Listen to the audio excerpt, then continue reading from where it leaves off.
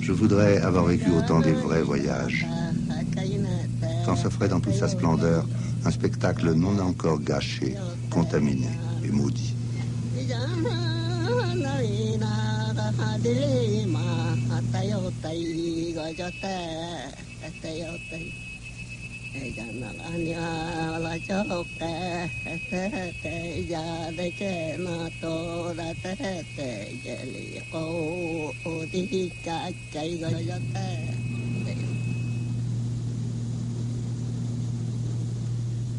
Ma carrière s'est jouée un dimanche de l'automne 1934 à 9h du matin sur un coup de téléphone.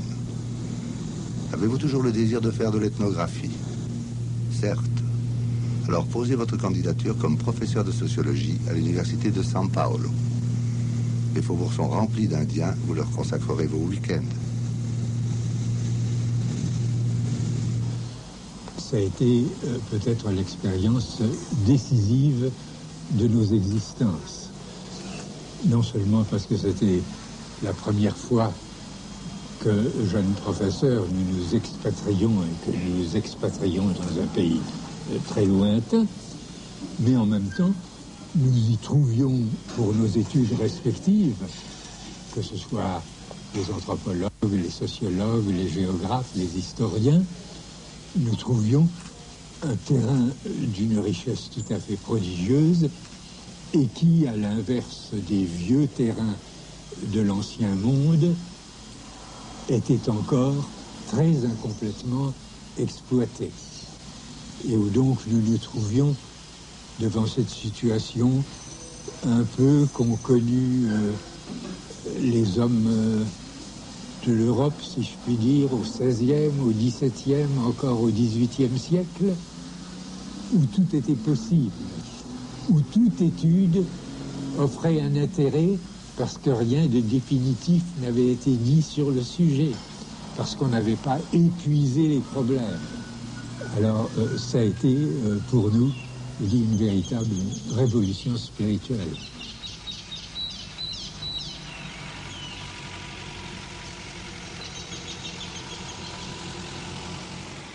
Les Canuvéos, ça a été ma première expérience de terrain. Pour moi, c'était très important et très troublant, en fait, de trouver une société indigente et, j'avoue, par certains côtés, assez repoussante, l'alcoolisme sous la forme la plus brutale. Enfin, les Indiens étaient ivres-morts la moitié du temps. Et qui conservait un art, d'un raffinement, d'une subtilité extraordinaire. Je pense que ça a été un des mobiles déterminants de ma réflexion sur tout ce que j'ai écrit par la suite sur les arts des peuples dits primitifs en général et sur les arts de nos propres sociétés. Les Bororos, c'est un système religieux qui est probablement un des plus compliqués qu'on connaisse, l'ensemble de l'humanité, par un panthéon qui comprend toutes sortes de dieux, un rituel tellement riche que je me souviens pendant les quelques semaines que j'ai passées chez les Bororos du Rio Vermelho, où nous nous retrouvions tout à l'heure, eh bien, il ne s'est pas passé une nuit qui n'ait été entièrement consacrée à des rites et à des cérémonies. Les Nambikwara, alors c'était, je dirais presque la situation inverse.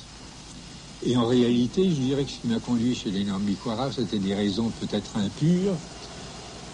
C'était d'aller dans les régions les plus reculées du Brésil, de voir des Indiens qui, à l'inverse des Bororos, soient parmi les moins connus, presque inconnus, et donc de trouver là une société qui est tellement appauvrie au point de vue de la culture matérielle, au point de vue de l'organisation sociale, qui est réduite à si peu de choses que vraiment on y trouve, je dirais, l'essence même de la vie sociale, réduite à sa plus simple expression.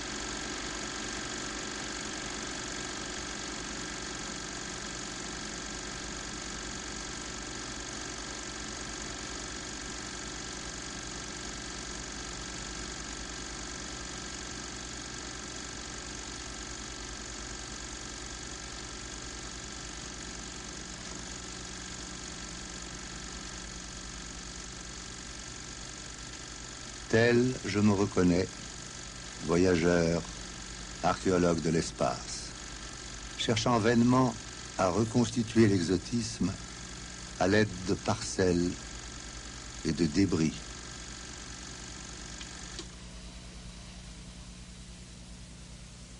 Je hais les voyages et les explorateurs. Et voici que je m'apprête à raconter mes expéditions. Mais que de temps pour m'y résoudre.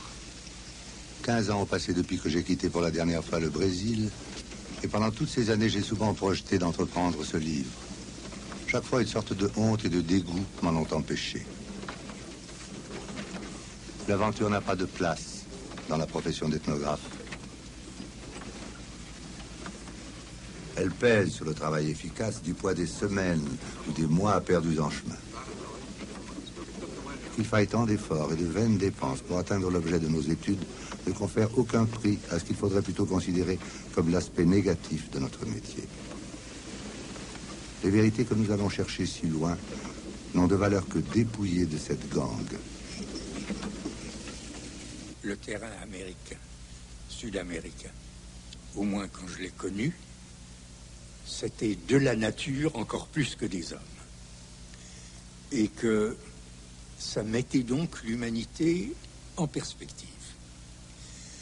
Et d'autre part, que s'il y a une partie du monde qui reste toujours pour nous un mystère, c'est l'Amérique.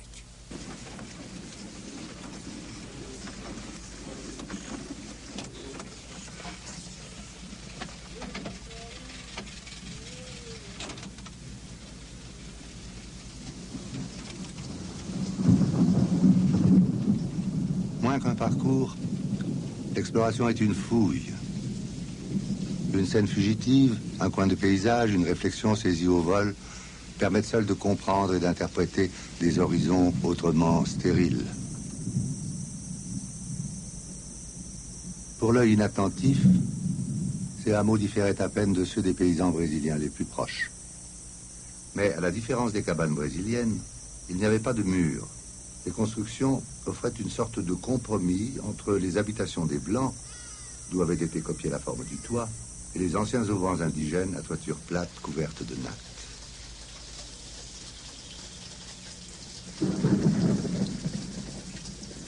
É aqui, né? Aldeia aqui, né?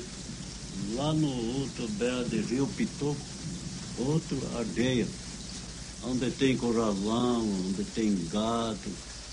Aqui é o senhor Francisco Balta, que arrendou aqui. Arrendou aqui a terra. É aqui. E está criando gado. Ele está criando. Está criando. Foi abandonado em 45. 45? 45. Ah, já faz muito tempo. Muitos anos já. É aqui da reserva. Ainda é reserva? É reserva. É aqui da reserva.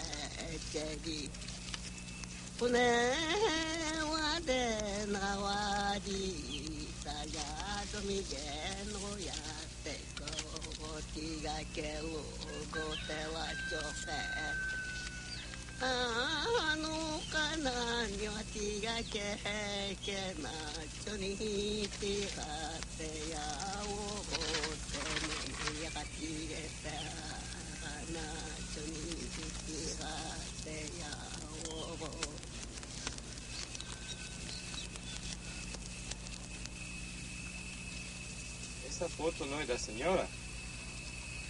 Não, senhor. Não? Uhum.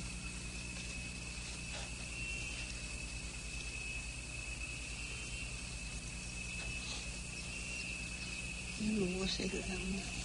Acho que alguém reconheceu a senhora. É outro, né?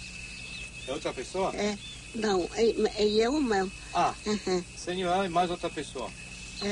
O outro é o filho da minha... Eu acho que é o filho da minha filha.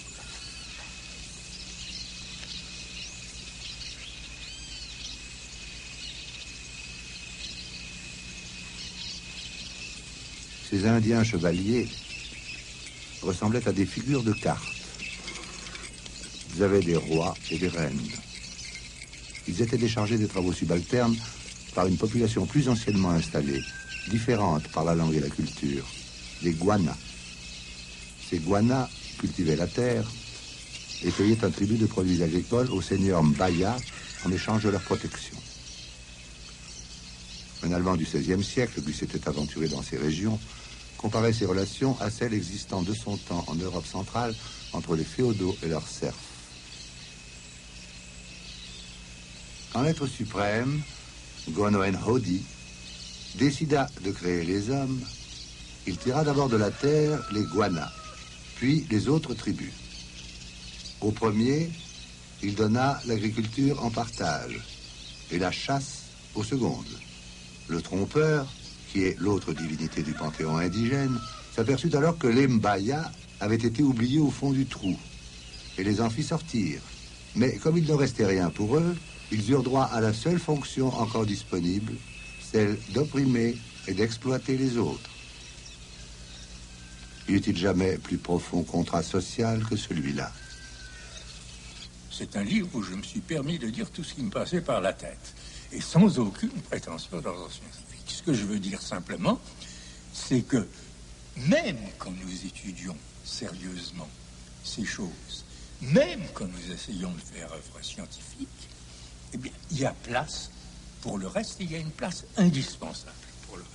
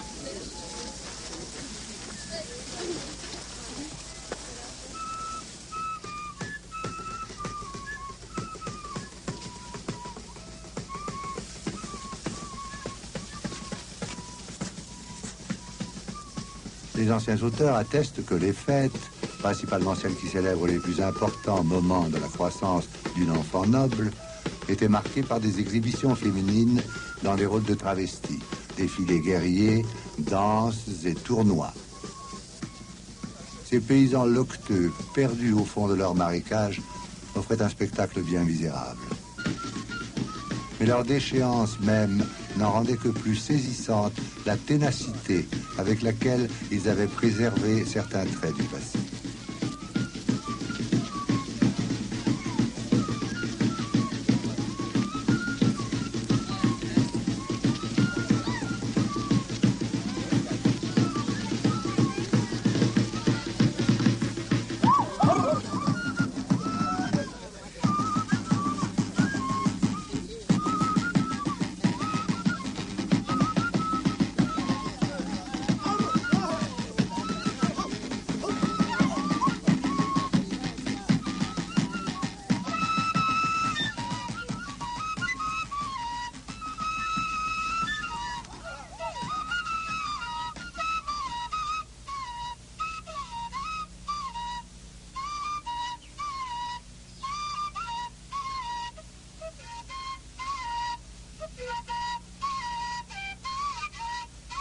L'ensemble des coutumes d'un peuple est toujours marqué par un style. Elles forment des systèmes. Je suis persuadé que ces systèmes n'existent pas en nombre illimité et que les sociétés humaines comme les individus, dans leurs jeux, leurs rêves ou leurs délires, ne créent jamais de façon absolue, mais se bornent à choisir certaines combinaisons dans un répertoire idéal qu'il serait possible de reconstituer. Ces personnages de romans de chevalerie ont créé un art graphique dont le style est incomparable à presque tout ce que l'Amérique précolombienne nous a laissé et qui ne ressemble à rien, sinon peut-être au décor de nos cartes à jouer.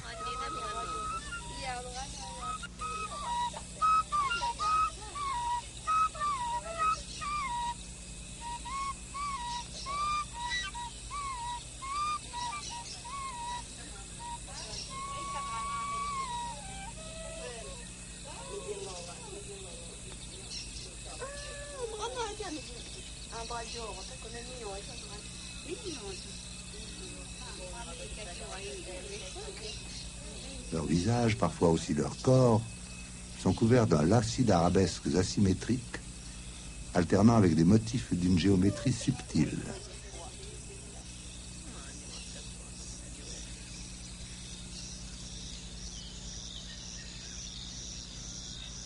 Je m'étais d'abord proposé de photographier les visages, mais les exigences financières des belles de la tribu auraient vite épuisé mes ressources. J'essayais ensuite de tracer des visages sur des feuilles de papier en suggérant aux femmes de les peindre comme elles eussent fait sur leur propre face. Le succès fut tel que je renonçais à mes croquis maladroits. Les dessinatrices n'étaient nullement déconcertées par des feuilles blanches, ce qui montre bien l'indifférence de leur art à l'architecture naturelle du visage humain.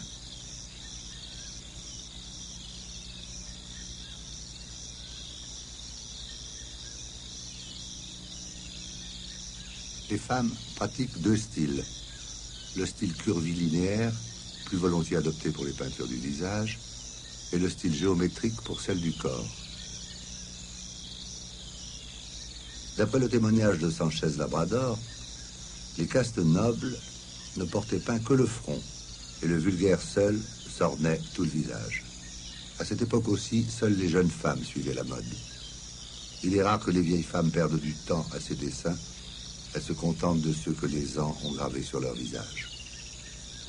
Le missionnaire se montre alarmé de ce mépris pour l'œuvre du Créateur. Pourquoi les indigènes altèrent-ils l'apparence du visage humain?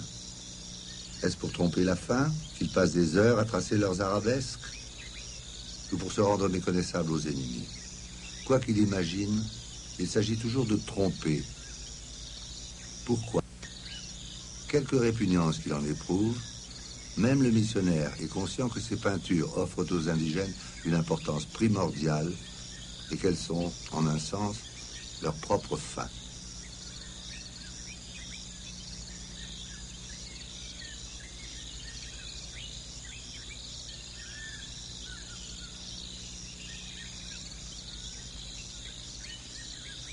l'art indigène proclame un souverain mépris pour l'argile dont nous sommes pétris. De son point de vue de jésuite, Sanchez Labrador se montrait singulièrement perspicace en y devinant le démon. Serait-ce l'explication du caractère exceptionnel de l'art Kaduveo que par son intermédiaire, l'homme refuse d'être le reflet de l'image divine?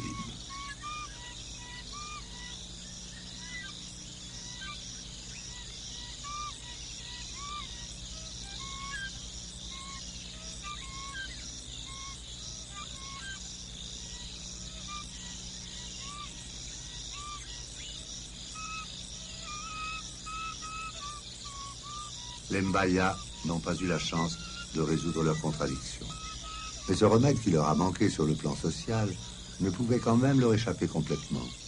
De façon insidieuse, il a continué à les troubler. Et puisqu'ils ne pouvaient pas en prendre conscience et le vivre, ils se sont mis à le rêver sous une forme transposée et en apparence inoffensive dans leur art.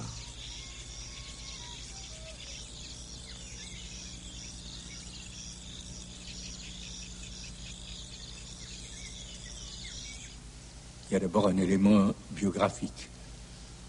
Je suis fils, 2 fois neveu de peintre, j'ai été élevé dans des ateliers d'artistes et donc, je dirais presque que l'aspect esthétique, c'est un peu le lait dont j'ai été nourri et il est donc naturel que j'y sois sensible.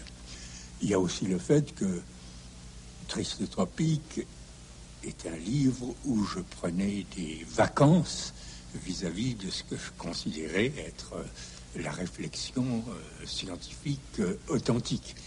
Et où, par conséquent, je pouvais me permettre d'introduire un certain nombre de choses qui n'auraient pas eu leur place, disons, dans les structures élémentaires de la parenté.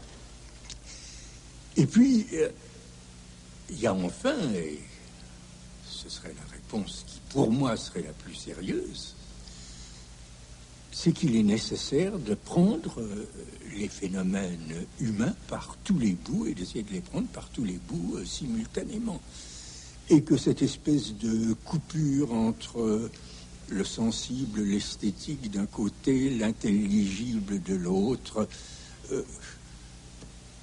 qui règne sur nous depuis le XVIIe siècle, je pense, et tout ce que j'ai essayé de faire, c'est un effort pour s'en dégager.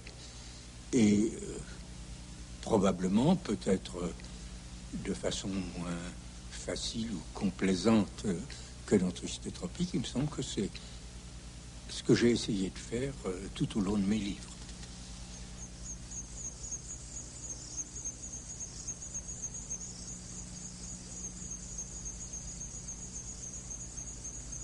Adorable civilisation, de qui les reines cernent le songe avec leurs phares.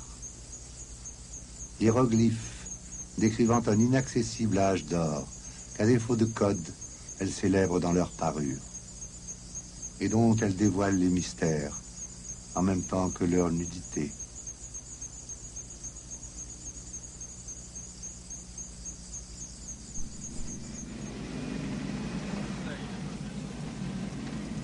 C'est un autre monde qui s'ouvre. Toujours domine une impression d'immensité. Le sol est si uni, les pentes si faibles, que l'horizon s'étend sans obstacle jusqu'à des dizaines de kilomètres. Une demi-journée se passe à parcourir un paysage contemplé depuis le matin, répétant exactement celui traversé la veille, de sorte que perception et souvenir se confondent dans une obsession d'immobilité.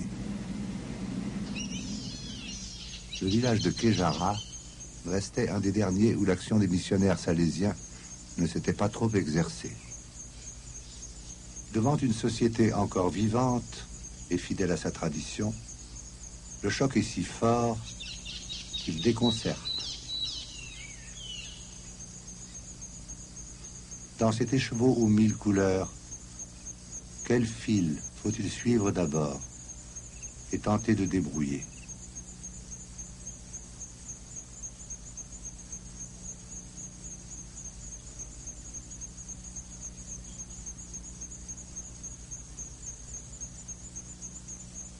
Je m'employais à obtenir de mes informateurs une analyse de la structure de leur village. Nous passions nos journées à circuler de maison en maison, recensant les habitants, établissant leur état civil et traçant avec des baguettes sur le sol de la clairière les lignes idéales délimitant les secteurs auxquels s'attachent des réseaux compliqués de privilèges, de traditions, de grades hiérarchiques, de droits et d'obligations. Vu du haut d'un arbre ou d'un toit, le village Bororo est semblable à une roue de charrette, dont les maisons familiales dessineraient le cercle, les sentiers, les rayons, et au centre de laquelle la maison des hommes figurerait le moyeu. À un diamètre du village, partage la population en deux groupes. Au nord, les Tchera, au sud, les Tougaré. Un individu appartient toujours à la même moitié que sa mère. Ensuite, il ne peut épouser qu'un membre de l'autre moitié. Les moitiés ne règlent pas seulement les mariages, mais d'autres aspects de la vie sociale.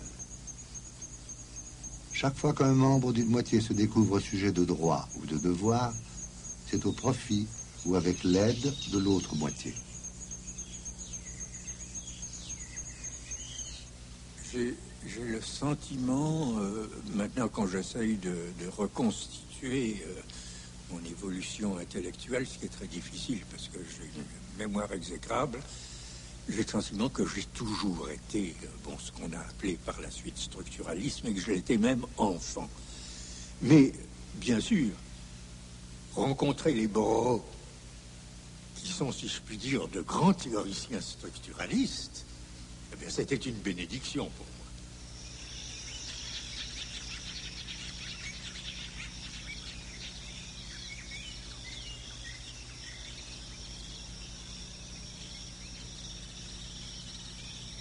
La distribution circulaire des huttes autour de la maison des hommes est d'une telle importance en ce qui concerne la vie sociale et la pratique du culte que les missionnaires salésiens de la région du Rio das Garças ont vite appris que le plus sûr moyen de convertir les Bororo consiste à leur faire abandonner leur village pour un autre où les maisons sont disposées en rangées parallèles. Désorientés par rapport aux points cardinaux, privés du plan qui fournit un argument à leur savoir, les indigènes perdent rapidement le sens des traditions, comme si leur système social et religieux, nous allons voir qu'ils sont indissociables, était trop compliqué pour se passer du schéma rendu patent par le plan du village. Disons à la décharge des Salésiens qu'ils ont pris une peine extrême pour comprendre cette structure difficile et en préserver le souvenir.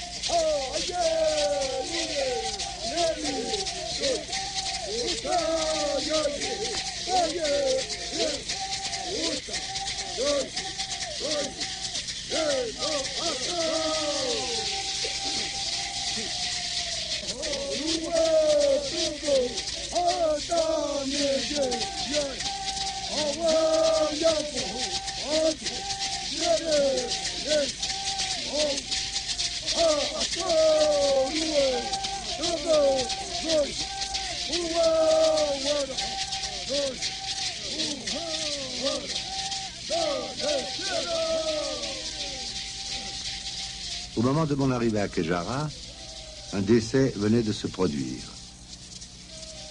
Considéré d'un point de vue individuel, chaque mort est l'occasion d'un arbitrage entre l'univers physique et la société. Les forces hostiles, qui constituent le premier, ont causé un dommage à la seconde, et ce dommage doit être réparé. C'est le rôle de la chasse funèbre. Après avoir été vengé par la collectivité des chasseurs, le mort doit être incorporé à la société des âmes. Telle est la fonction du grand chant funèbre auquel j'allais avoir la chance d'assister. Les cérémonies funéraires s'étendent sur plusieurs semaines car leurs fonctions sont très diverses. Quand tout fut prêt, les danseurs se dirigèrent en sifflant vers la place. La cérémonie s'anima. La scène n'avait plus le caractère mystique du début. C'était une foire où la jeunesse faisait valoir ses muscles dans une ambiance de sueur, de bourrade et de colibet. Et pourtant, ce jeu possède ici son sens religieux le plus plein. Dans un désordre joyeux, les indigènes ont le sentiment de jouer avec les morts et de gagner sur eux le droit de rester en vie. Ces personnages emplumés et superbes, ce sont en un sens les dieux redescendus sur terre. Alors, bien sûr, les missionnaires, au moins dans la première partie de leurs entreprises, parce qu'ils ont changé sur le tard, et les missionnaires ont souvent cherché à diminuer l'importance, si je puis dire, des divinités et de mettre l'accent sur le culte des morts, parce que c'est quelque chose qui existe aussi dans nos sociétés occidentales et qui est peut-être d'ailleurs le noyau le plus profond de la pensée religieuse dans l'Occident. Cette grande opposition entre les vivants et les morts s'exprime d'abord par la répartition des villageois pendant la cérémonie en acteurs et spectateurs. Il faut alors reconnaître au plan du village une signification plus profonde encore que celle que nous lui avons prêtée sur le plan sociologique. Les hommes formés en confrérie dans le baïto sont le symbole de la société des âmes, tandis que les huttes du pourtour, propriété des femmes exclues des rites les plus sacrés, constituent l'audience des vivants et le séjour qui leur est réservé.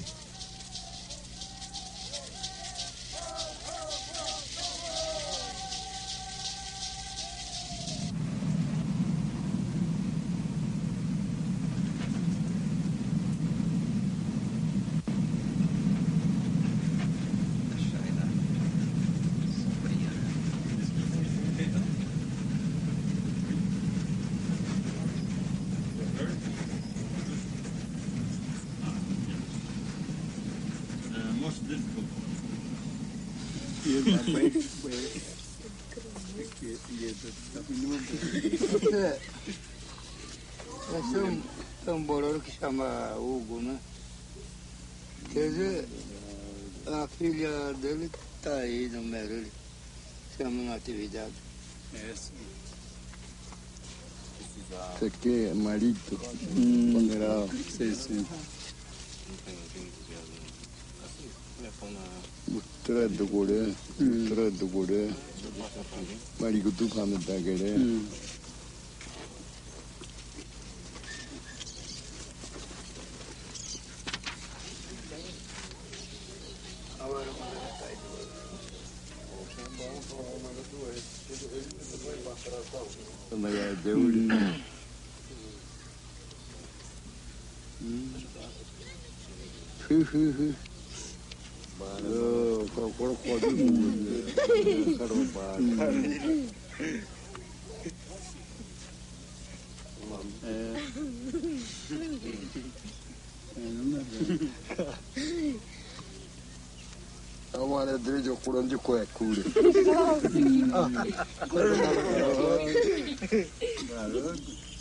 Il faut pénétrer dans la maison des hommes pour mesurer l'activité dépensée par ces robustes gaillards à se faire beau.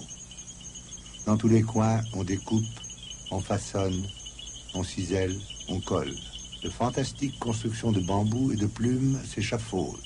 Avec une application d'habilleuse, les hommes à carrure de portefaix se transforment mutuellement en poussins, au moyen de duvets collés à même la peau. Si la maison des hommes est un atelier, elle est aussi autre chose. Les adolescents y dorment. Aux heures oisives, les hommes mariés font la sieste, bavardent et fument de grosses cigarettes enroulées dans une feuille de maïs. Ateliers, clubs, dortoirs et maisons de passe Elle est enfin un temple. Et pourtant, sa signification dépasse encore celle qui s'attache au centre de la vie sociale et religieuse que j'ai essayé de décrire. Elle résume et assure les rapports entre l'homme et l'univers, entre la société et le monde surnaturel, entre les vivants et les morts.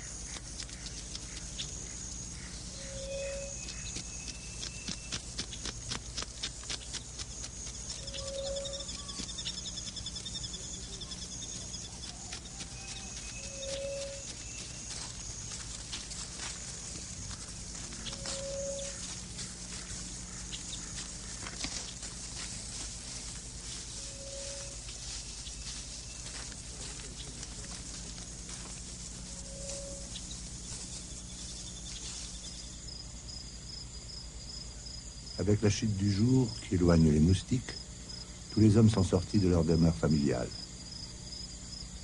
On s'installe à 5 ou 6 et l'on échange peu de paroles.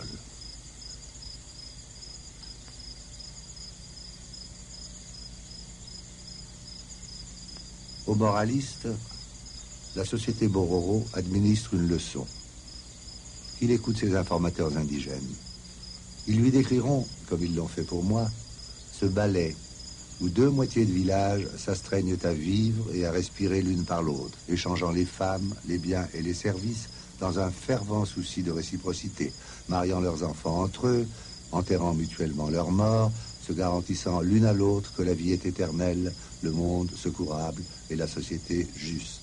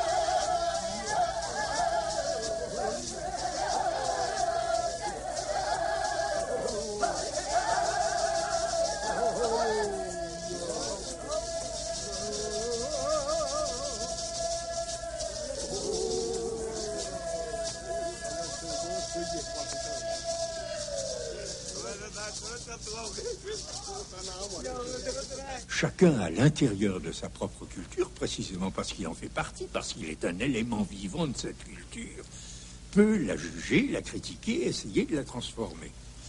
Que ça nous permette de juger des cultures totalement différentes, ça, je continue à ne pas le croire.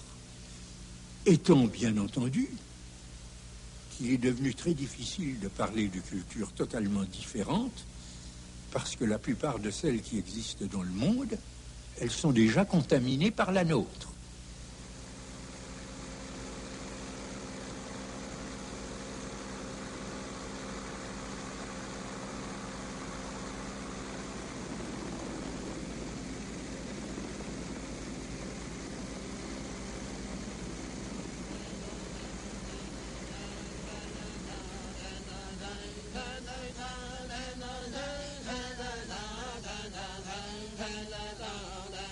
On se doute que les Nambikwara ne savent pas écrire. Je distribuais pourtant des feuilles de papier et des crayons dont ils ne firent rien au début. Puis un jour, je les vis tous occupés à tracer sur le papier des lignes horizontales ondulées. Que voulaient-ils donc faire? Ils écrivaient, ou plus exactement cherchaient à faire de leur crayon le même usage que moi. Mais le chef de bande voyait plus loin. Seul sans doute il avait compris la fonction de l'écriture.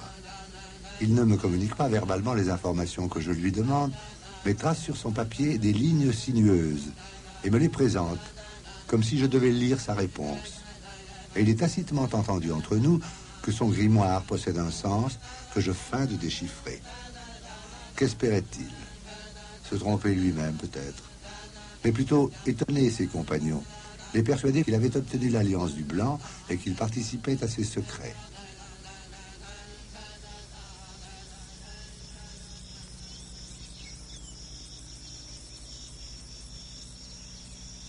Les Nambikwara dorment par terre et nus. Ils se réchauffent en se serrant les uns contre les autres ou se rapprochent des feux de camp qui s'éteignent.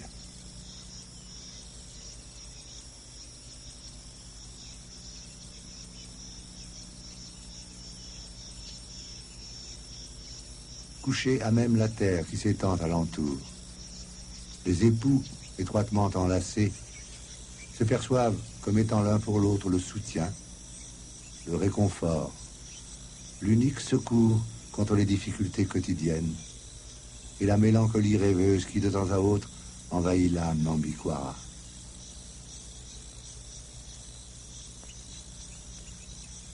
On devine chez tous une immense gentillesse, une profonde insouciance, une naïve et charmante satisfaction animale. Et rassemblant ces sentiments divers, quelque chose comme l'expression la plus émouvante et la plus véridique de la tendresse humaine.